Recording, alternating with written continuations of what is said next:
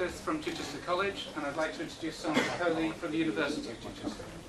We're going to be leading you through what I think is probably best described in that awful cliche, a journey. We're going to take on a journey, which we hope will elucidate some of the issues about developing a strategic partnership, which was an opportunity that we decided to take once the Centre for Work and Learning project was available to us. So I think the first thing to observe is that the relationship between the university and the college within the context of this project is relatively unique. It is unique. That sounds like quite a big boast. But the idea that we would work together, we'd appoint one business development manager, that's Sandra, to help to develop a joint offer, drawing on the talents of both institutions, was quite a seductive one for us. The University of Chichester, as I'm sure you all know, is a relatively small but perfectly formed university. Chichester College is an even more perfectly formed but much larger institution with a relatively small higher education operation. So the combination of the strengths and weaknesses, of getting the right mix for employers, was what really drove us forward, because we have a very substantial workforce skills offer, like many colleagues from other colleges around the room, probably sounding too boastful. But at the same time, a lot of our offer is based at sort of academic levels 1 and 2, and our experience and our competence at delivering at higher levels is more restricted. So there was quite a nice mix between the two. We'd also found that this was an opportunity. So right, Season College have just come to join us. There's a couple of chairs there, there's a couple of free chairs there. Do please feel free to come and sit down. There's 2 at the front for anybody who's brave. We saw the potential for trying out what we conceived as a joint business school. So we thought, oh, it's really nice that HEFGE have been persuaded to hand over some dosh in the form of funding for both development of learning materials and courses, but also for the appointment of a business development manager. And this is an opportunity to take that idea and see how it worked. So that was the concept, the rationale behind joint working between the two institutions. And what we're going to talk about in the next 20 or so minutes is about setting up a strategic partnership, building an infrastructure, lessons that we've learned, and that's about building a mature relationship. We might actually have convinced ourselves that we were going to build an actual physical entity, a joint business school for Chichester. What we're emerging with at the end is going to look very different to that, but in some respects probably it will have fewer legal problems. In fact, I'm certain that's far fewer legal problems, and it will be more sustainable in the longer term. And then we'll finish off by looking at how we make a sustainable offer for the future.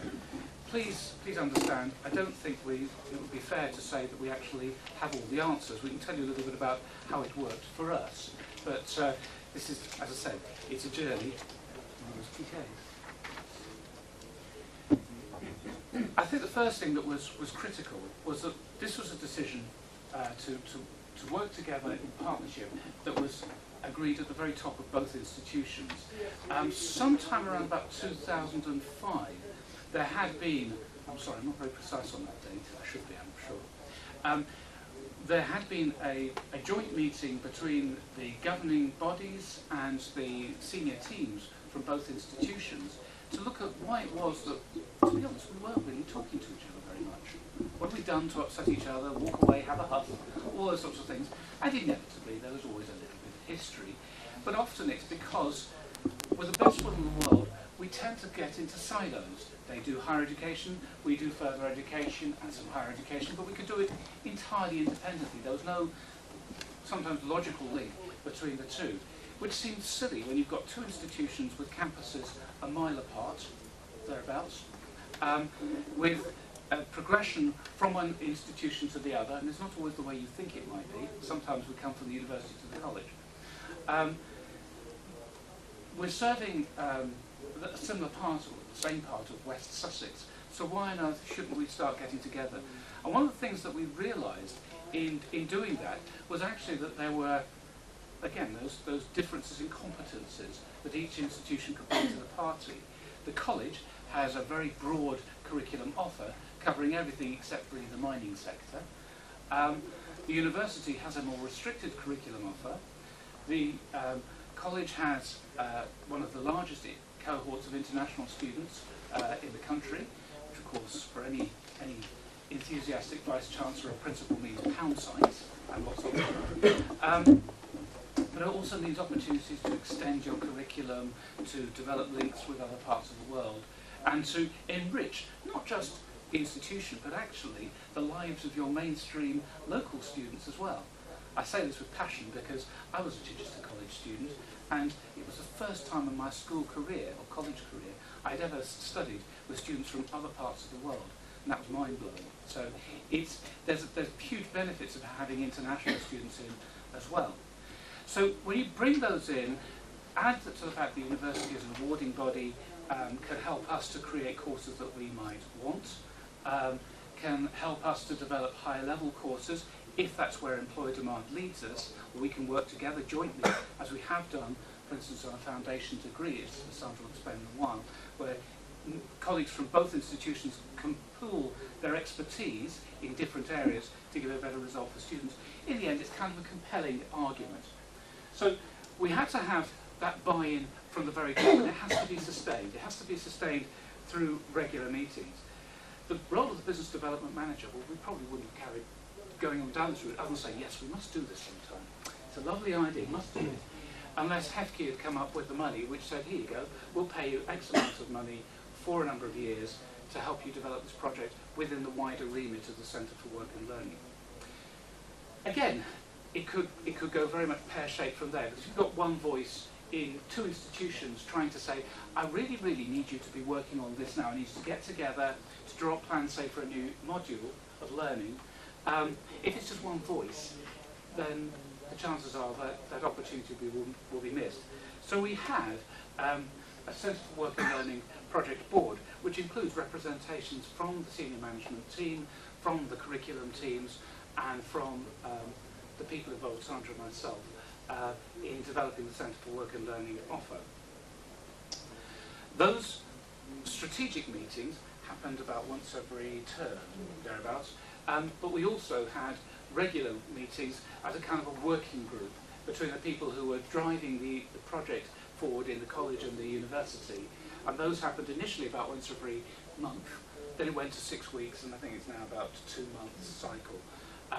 Basically, as the project matures and needs less day-to-day, hands-on sort of intervention in order to keep it running smoothly. So having that board, having the regular operational reviews, meant that you were starting off with objectives, and our objectives were quite clear. They were set by the Sussex Learning Network in terms of the number of full-time equivalent students we had to recruit. Mercifully, that bit of it has now gone into the ether, because it was a difficult act to complete. And we did have problems, if I'm honest with you, in the first role, recruiting the business development manager. I did say that it's a warts and all story. We started off trying to recruit once we had got the money approved, which was probably a bit late. And the first round of recruitment didn't work well. We didn't get candidates that was up to the job. So we had to recruit all over again, and mercifully this time found Sandra. But it meant that Sandra had to hit the ground about 6 weeks into 6 months into the project. Nearly a year, nearly a year into the project. So we were a sort of last chance Charlie in some respects. That because we hadn't said, there's so-and-so, we'll make them do it, which some institutions did. We said we would appoint somebody specifically for it, which was probably the right decision, but we were very, very slow in doing it. So it did mean that Sandra had to hit the ground very, very fast, and has actually achieved a hell of a lot in a very short space of time. And I think it's right to acknowledge that. So the first steps setting up a strategic partnership and learn from that. If you're going to do it, get the person either in place or make sure that you've got all the recruitment structures ready to get that person in place the second the money's there, or else you'll be delayed. And then, while we were trying to get all that done, I was acting as the joint lead for the Centre for Work and Learning alongside the day job. So that kind of tells you that the priority, at times it slipped off the agenda. That's partly why you need to have somebody who is focused on this from the outset. Because what they're actually trying to achieve is culture change. Or it's not, if that sounds a bit radical, at least culture shift. That people who work in different institutions, and let's be honest, work in different institutions on different pay terms and conditions, are going to work together, sometimes on the same project. There's all kinds of elephants in the room, and you have to confront with that.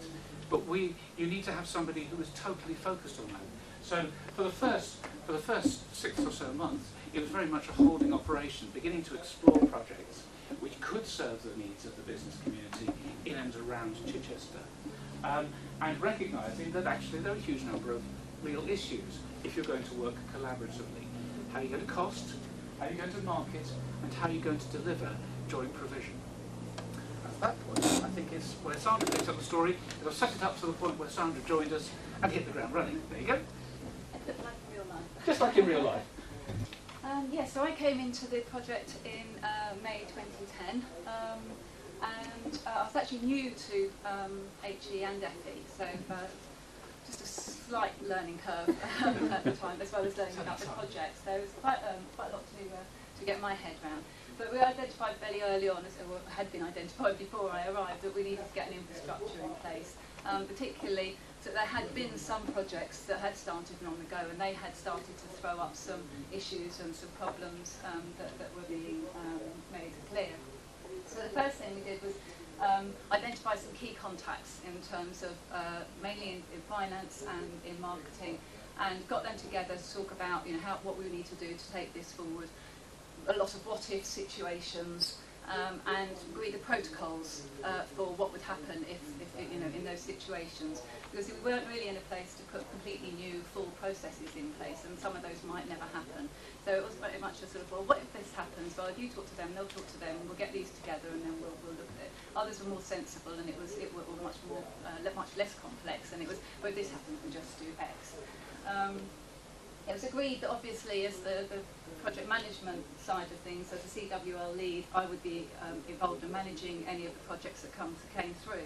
So that, as Joe said, that made a nice sort of centre liaison point to go to each institution, to pull together finance people or marketing people or curriculum people to actually make it happen and drive things forward. On the branding front, we actually took a strategic decision not to make too much of the Centre for Work and Learning brand. And the reason for that was, and I'm sure you'll all have been experienced of this, a lot of initiatives come through the sector, and it's a lot of, so employers get a lot of sort of being contacted about this new tranche of funding or this new programme that's available for the next 18 months, and you've got to get on the bandwagon quickly, or otherwise you've missed things. And particularly with only 2 years to go on the project at that point, felt if we start pushing everything as Chichester Centre for Work and Learning, we were creating something that we were then going to have to pull away sort of in 2 years' time. So what we said we would do is joint brand everything as the two logos, two institutions, and that we would talk from the outset about the fact that we were partnering, we were collaborating, we had this wider provision that we could offer to employers by working together, but not actually sort of honing on the fact that it was Centre for Work. We mentioned that we were working on the project, but we weren't leading with that brand, and I still think that was the right decision.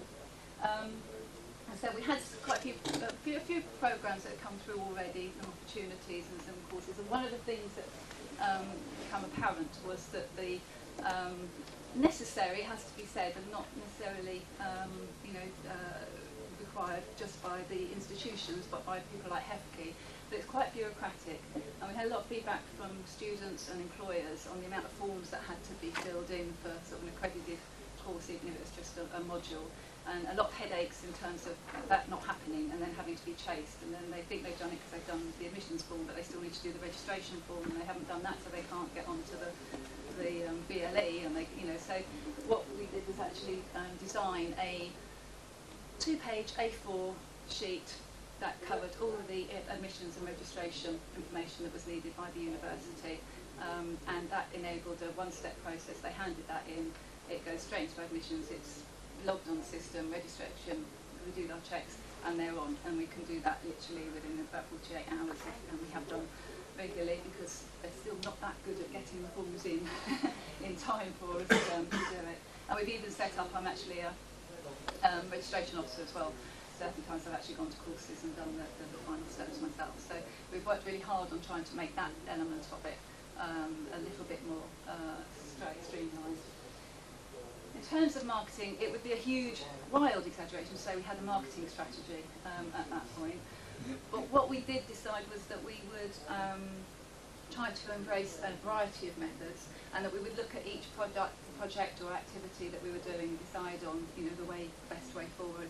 And we'd use a mix of things, whether we were promoting sort of the whole joint working or a specific product at the time. So over the 2 years of the project, we've used a couple of telemarketing projects. We've had a range of adverts and editorial in business press and in local press. We've gone to exhibitions. We've obviously produced a lot of leaflets and materials, as well as sort of straightforward business development, contacting and visiting employers. And we've sort of been monitoring how that has actually gone.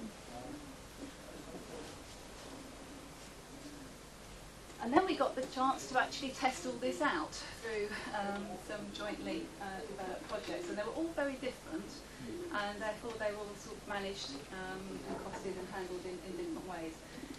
The sales modules were developed as a result of some research that we carried out, a specific research project within the Centre for Work and Learning project with over 100 employers, and we were originally thinking about creating a foundation degree in sales management. But we thought we'd talk to employers and see if there was we thought there's probably a need for it, but is there a want? Because they're two totally different things.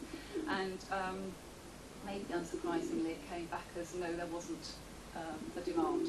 That particular sector didn't feel the qualifications were actually that important, but that there's still a demand for high quality sales training in particular areas, and they highlighted the specifics that they wanted. So what we decided to do was create 3 new modules within our the university's foundation degree in management, and they cover sales process, sales skills, and understanding via behaviour. And we put those together by utilising a team that was 3 lecturers from the college and 2 lecturers from the university.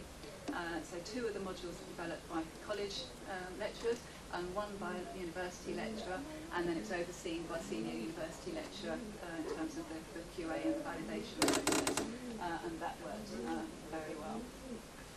Developing digital literacy, if any of you were in the workshop this morning, you'll know a little bit about that. But again, that was, we put together a steering group there that involved 2 experts in the fields of IT and e-learning, 1 from each institution.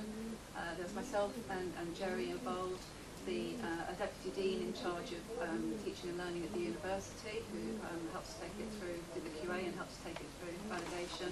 And because at that point it's an internal project, we had the staff development managers from both institutions involved in that. And then that's running at the moment for internal staff.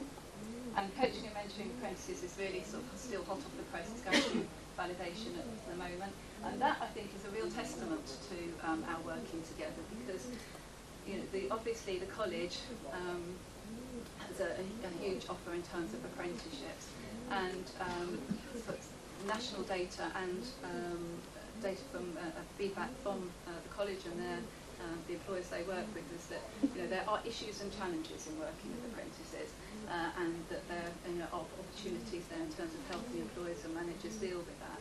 And I think this is a real sort of solid example of how the university can take the input from the college. They've been very involved up front. These are sorts of things that would be needed. We've actually commissioned an AL to do the work, who's worked very extensively in the field with apprentices, working with people like BT Careers and so forth. So a lot of experience in managing apprentice programmes. And that, again, will sit within our foundation degree in management. But we see that as being something that the college can, when they go to the employers and about their apprentice offer, there is opportunity to say, and if you're concerned about this, there's a courses we're going to offer. It's an open course probably in the new academic year, so individuals can look onto it, but also the opportunity there for larger employers to have groups on there. And then the last one was the university actually fully resourced 2 research projects for the college around IT networking training and salon management at level 4.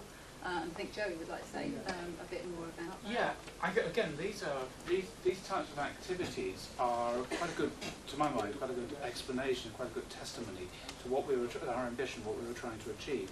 With the IT project, the intention was we were going to find out from IT companies who can, certainly the ones our experience with, can be quite reticent. You want to come talk to us about our IT? We're not sure we want to tell you. We'd like trained students, please, but once we've got them, then we'll train them up in what we want. So actually getting across the threshold was really difficult. And crucially, we wanted to make sure that what we were delivering in terms of our HND, the course content, was actually precisely what local industry wanted. So the research project helped us to get through the doors. What it actually did was, first of all, it confirmed that, yeah, what we're doing was actually okay. It validated that, which was nice. But the other thing that was unexpected was that it meant that for the first time, work experience opportunities opened up. And you might think at higher education level, well, that surely isn't a problem. But again, many companies are quite reluctant to have an outsider come in and really sort of peek under the bonnet at what their networks do and how their software works. So it meant that by building contact and building trust, we were actually able to generate the kind of relationships which has led to students going out on work experience on the HND now, and indeed on our national level 3 programs as well. So that's been a huge benefit as far as we're concerned and our students are concerned, especially as several of them have now been paid. So they're very happy. But it didn't quite shift the agenda in the way that we thought. We thought we might have people coming along back to us and saying, could you do us an HND or foundation degree in this aspect of computing or software or programming or something? That didn't happen, but it was that work experience that was a real bonus. The second one was fascinating, and that was to look at salon management. We knew that there was going to be a change to the high national diploma spec, and I should confess that as a college, we have always operated a mixed economy. We have some directly funded HE, and we also have some indirectly funded HE, and we will choose both the route to go down and the qualification to deliver to best suit us, if we're perfectly honest. And so we still have stuck with a lot of HNDs, but we knew that the spec was changing, and the research for salon management helped us to identify how we get not just beauty salon managers, who tend to be quite proactive in terms of training, but also hairdressing salon managers. They know that they need to have all their stylists properly qualified, so that's not an argument, they're brilliant at that. But it's actually going to the next step, and they're often more reluctant to engage in training for their managers. They recognise they need it, but it's one of those, I haven't really got the time to do it. So the research project helped us to unpick that, although, to be honest, actually getting the benefits from that is still another journey that we're going on. Can I just add, by the way, one of the benefits, I think, of both the digital literacy and the coaching and mentoring was about, both of those modules were about capacity building. And so I hope that everybody has got a developing digital literacy credit card. This is actually a memory stick. Keith Burnett, my colleague who's sitting in the front row here, will be happy to tell you how it works if you'd like to ask him afterwards and how to make the most out of it. But it might entice you to have a look at the developing digital literacy module, because we didn't just do it for ourselves. We do expect this, we hope it's a module that other institutions and other organisations will take on board, because it's about developing the skills in using not just the web, that's really powerful, but also using devices sometimes you wouldn't even think of as a learning tool. Many of you may well have seen a Sony PSP that maybe you or your children have played with for computer games, but it's also a really powerful learning tool as well, as Keith will tell you. So we can actually you can use a module like that for your staff to get the most out of learning opportunities, to help cement learning and make it more concrete. and so you can use it to train staff in order to get the best out of your learners. The coaching and mentoring apprenticeship module, while that was primarily aimed at employers, it's actually also about helping to make sure that we retain apprentices. They start a programme and they complete it, preferably on time, which is what we're working, steaming ahead on now. But it's, again, modules like that which help to develop the ability of the staff that you're working with to deliver those strategic objectives.